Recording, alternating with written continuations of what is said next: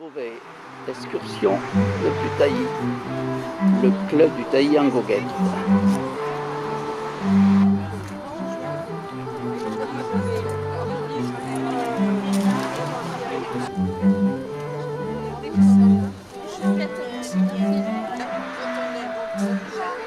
La pause café Chouquet's se termine.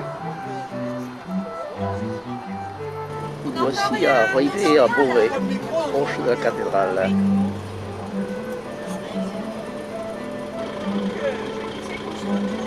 Ceci dit, auparavant, Marie-Noël nous propose de nous faire visiter la cathédrale.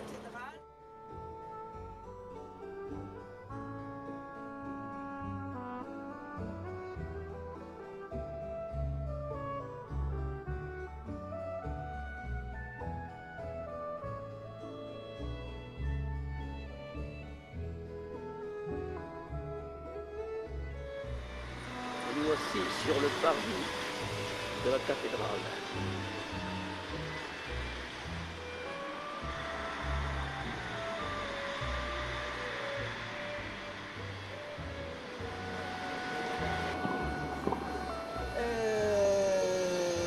On n'a pas pu terminer la grande œuvre. Parce que si on avait terminé la grande œuvre, elle aurait sauté. Et c'est pour ça qu'en les années 1015, le comte, qui était le comte Eudes, décide que lui, il en a marre, il en a marre de ses prérogatives. La ville, et que la ville fait partie de la cathédrale, c'est un tout. Et c'est la naissance des villes, et les villes montraient leur suprématie les unes sur les autres. Donc pour montrer qu'elles sont fortes, ce qu'il fait, il détruit le transept et le cœur de la basse œuvre. Et on construit la haute œuvre. Voilà. Alors on va faire un peu le tour.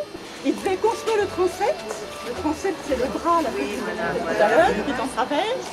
Et il devait faire une entrée monumentale à la cathédrale, parce qu'il y avait des cérémonies, parce qu'il y avait des... Et l'entrée principale était ici. Donc voilà ce qu'il en a fait. Alors là, c'est gothique flamboyant, bien sûr. C'est beau comme tout. Avec la dentelle. des voussures, dans les voussures. Dans toutes les niches, il y avait des statues. Voilà. Partout, sur les hauteurs. Alors vous voyez là, ici, Consolidation avec des les remplages, c'est-à-dire barres de fer. Tiennent les vitraux, c'est tous les flammes. On est dans un gothique là. Blanche, Mais bon, les choses des fois peuvent s'imbriquer les unes dans les unes autres. dans les autres, hein, parce que l'enchevêtré, ça vient danser. Vous voyez ici que ça peut nous gêner. Alors la partie basse, construite dans les années 1225, il y a une première campagne de travaux, parce que des travaux d'argent. Donc ils ont eu de l'argent de 1225 à 1232. Donc ils ont construit. Peut-être ça fait du servitage. Ça dépend. En fait, ça fait la sailloise. 13e siècle. Mais symétrie, Équilibre. équilibre et surtout, on est dans une époque.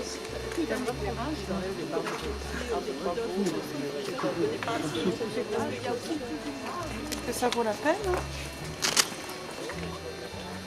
Maison paysanne de l'Oise.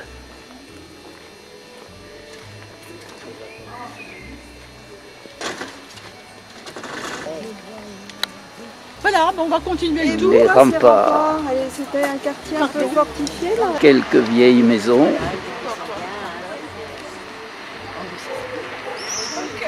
Typiques.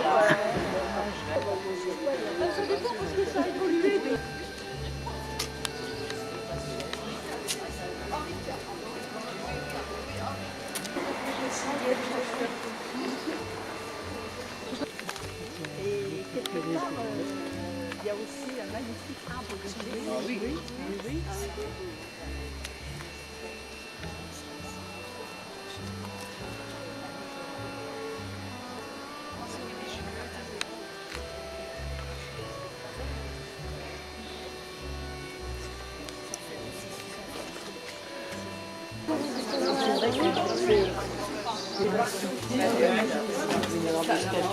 Un détail du portail.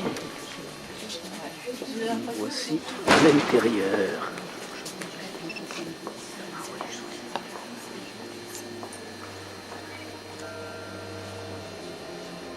Maintenant la nef impressionnante. Ici, c'est la partie qui a été fermée. Parce que vous voyez qu'il y a une droite, c'est là, ça. C'est ça. Oui, c'est ça. Et notre vieille cathédrale, ça. Et en fin de vie, ce fameux cœur. Ce cœur. Je ne fais pas au niveau architecture, je ne vais pas vous embêter. Et les différentes parties de l'église, on a la nef. Perpendiculairement.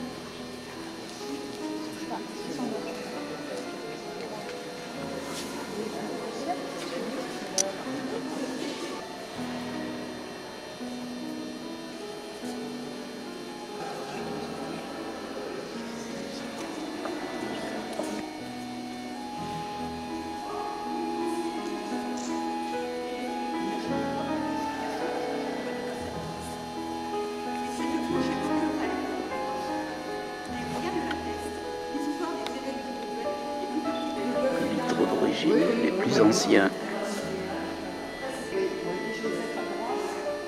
La présentation au temple, l'enfant qui est à gauche, entouré par une espèce de forme polygonale un peu arquée, qu'on retrouve à chaque étage. Il y en a d'autres.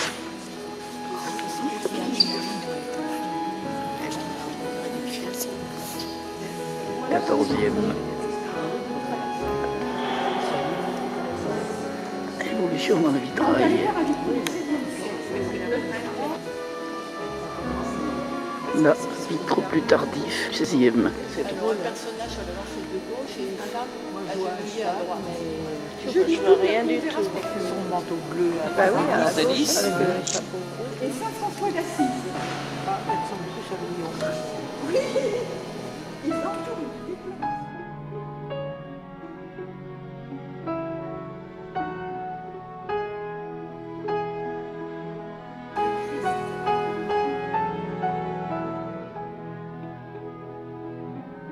Et voici l'horloge astronomique. Belle horloge.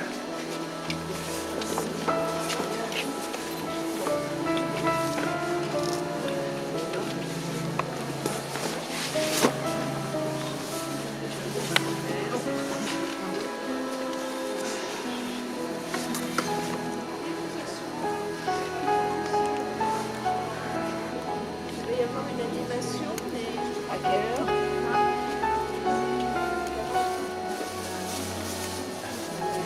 Le balancier. Il se révéla comme l'un des meilleurs horlogers et inventeurs de son époque.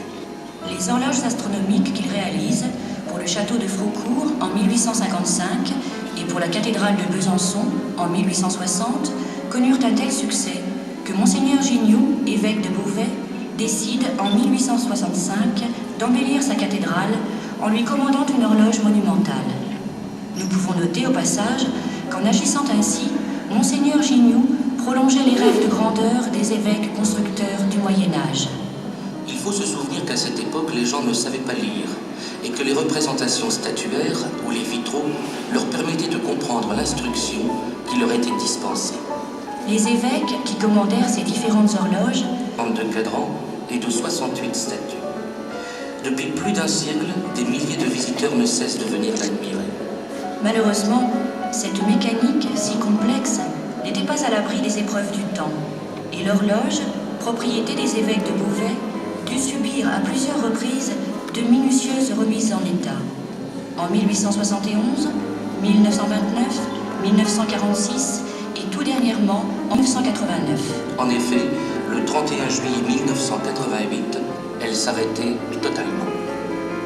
Des indications nombreuses et fort précises sont données par 52 cadrans. Nous en ferons une description rapide après la scène des automates. À ces fenêtres apparaissent 47 personnages qui représentent toutes les nations et toutes les conditions sociales. Le Christ est venu pour tous. Nous y reconnaissons, en bas, à droite, Noé, Abraham et Moïse représentent l'ancienne alliance.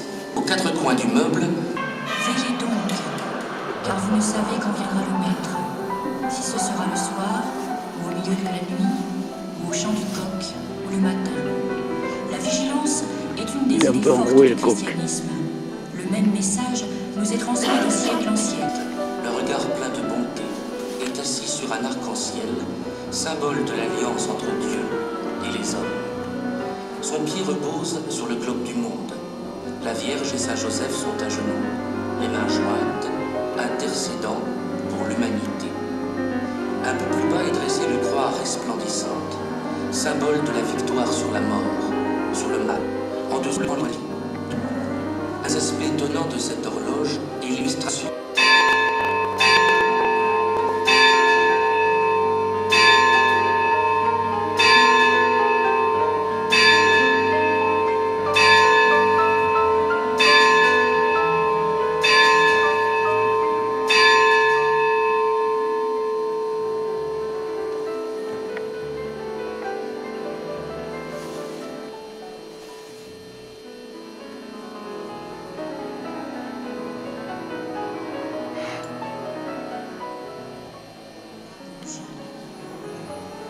Aux fenêtres, les figurines se retirent.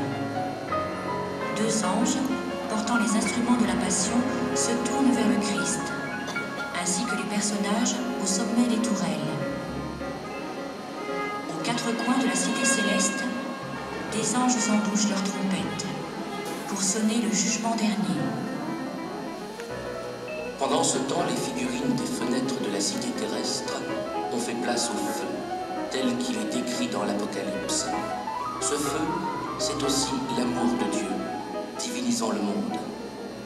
Dieu s'est fait homme pour que l'homme devienne Dieu. Voilà la vertu qui apparaît sur la droite du Christ sous les traits d'une jeune fille.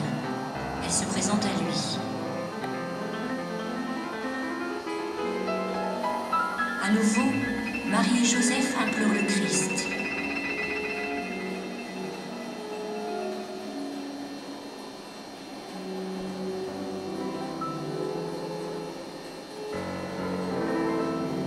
La balance de l'archange Saint-Michel penche en faveur de la jeune fille. Le Christ dit oui de la tête et de la main.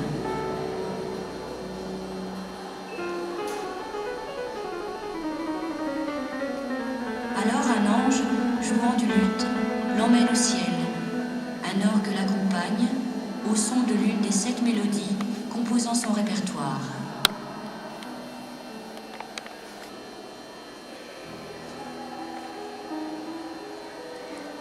Encore une fois, Marie et Joseph implorent. Cette fois, la balance penche du mauvais côté. Le Christ tourne la tête et fait du bras un signe de refus.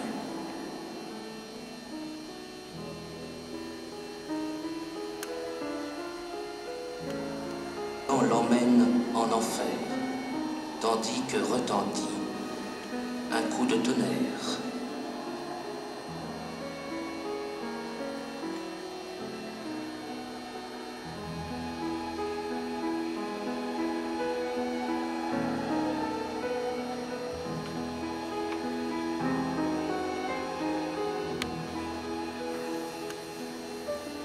Maintenant, les flammes disparaissent en attendant leur suivante.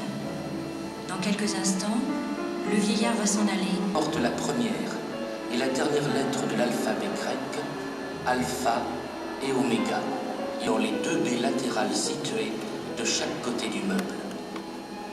Nous retrouvons la symétrie voulue par les créateurs de l'horloge. Les se font face et se répondent.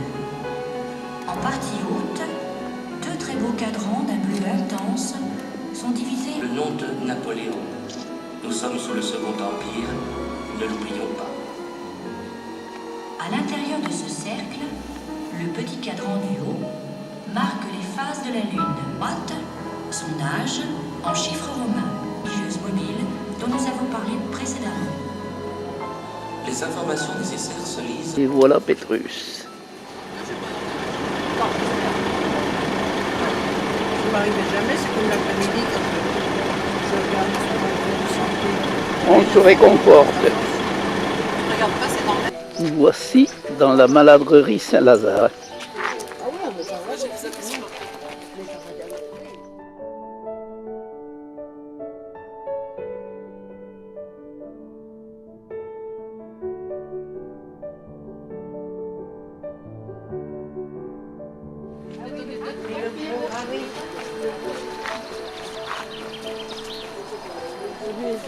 Oh, les bourras que voilà. Par ici, nous on entrait surtout par l'arcade que vous voyez, où il y a les échafaudages. Là, ce bâtiment qui est derrière là. Juste derrière nous, c'est un bâtiment qui est bien différent de la chapelle, qui est séparé par quelques mètres. Et il s'agit en fait du Grange et la bergerie. Chapelle. Alors, c'est un bâtiment en croix latine, ce qui est assez typique évidemment des églises, mais pas forcément des chapelles de léproserie. Parfois les chapelles de léproserie étaient beaucoup plus simples. Donc là c'est déjà un plan un petit peu recherché, avec une nef qui est le chevet est plus petit, c'est un chevet plat aussi. Donc là ça veut dire que le mur que l'on voit là, eh bien, c'est un mur bien plat, contrairement parfois à certaines églises qui sont... Et donc cette décoration c'est vraiment typique des églises romanes du Beauvaisis, et donc au tout début du XIIe siècle. On retrouve ça sur plusieurs églises. Et donc eh bien, on est face en fait, à la Clocher chapelle. gothique. Pas forcément pour reconstruire complètement la Partie chapelle. gothique. Et eh bien, évidemment, ça coûte extrêmement Et la cher partie la de plus refaire ancienne, romane. une chapelle comme mur, tout simplement. Ils vont donner, alors on sait qu'ils peuvent donner du sel également, des biens immobiliers aussi. On sait que de nombreuses maisons du centre de Beauvais, tout ce que l'on a. Oh, le petit là-bas. Celui qui est là, il a la taille de sa mère, il arrive en... Si on avait su. Enfin, ils sont pas racistes, il y a des blancs et il y a des noirs. Regarde le petit, comment il colle tout le monde.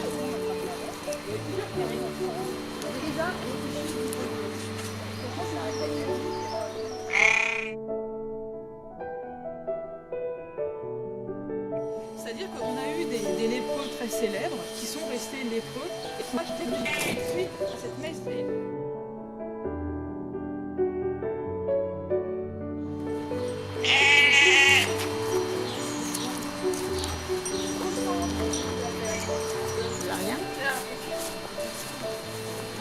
Je pensais que le mur... La maison de 2 mètres. C'était un mur. Le texte ensuite qui nous refont mention de la maladrerie date du XVIIe siècle. Et on sait qu'en 1623, eh bien, la maladrerie est rattachée au bureau. Ici la grange avec sa magnifique charpente d'époque.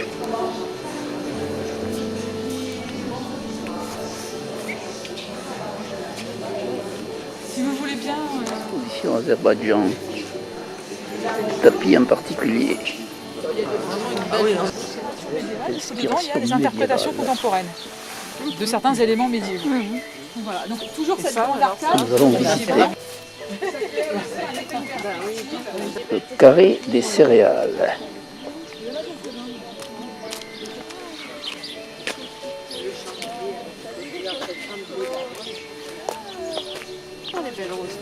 Il faut venir ici pour le pauvre. Le jardin des fleurs là du Seringa. Seringa, d'accord.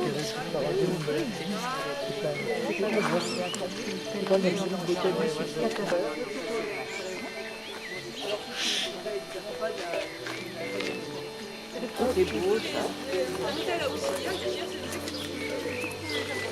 Et donc on prend les coussinets qui se mettent, qui aiment bien la brique. Ah bah oui.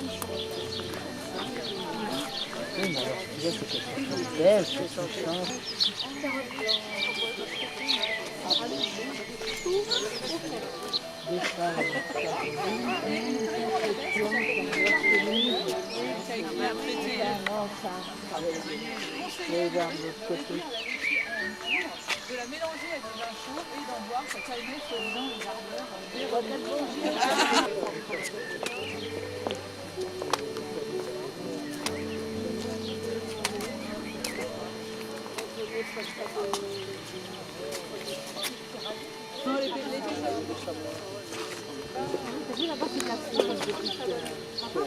J'ai de peinture. Le club du taillis. Après la visite, on se restaure.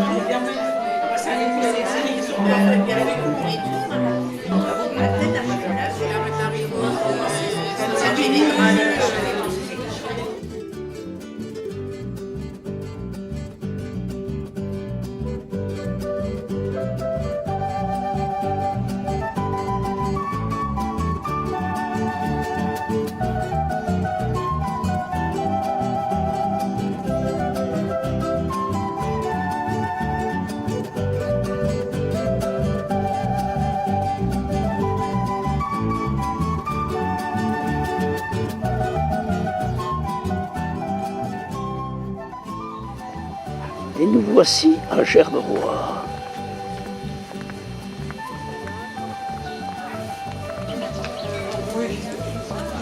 Voici l'entrée du village.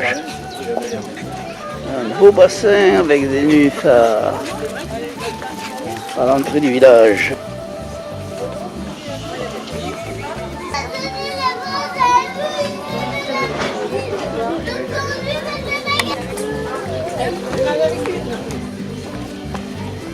Belle maison.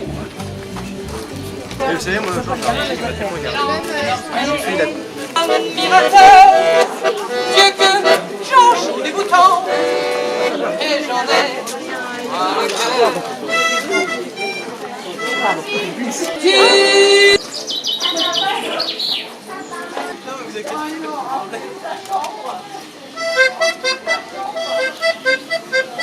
Ça c'est certain, la pomponnette, d'un naturel au féminin. La pompon, Vieille voiture.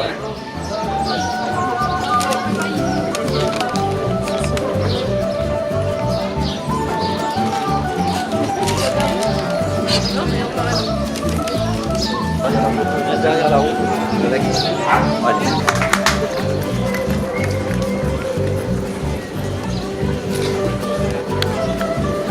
Non, mais c'est clair, on a arrêté en train d'apprendre. Je sais pas quoi.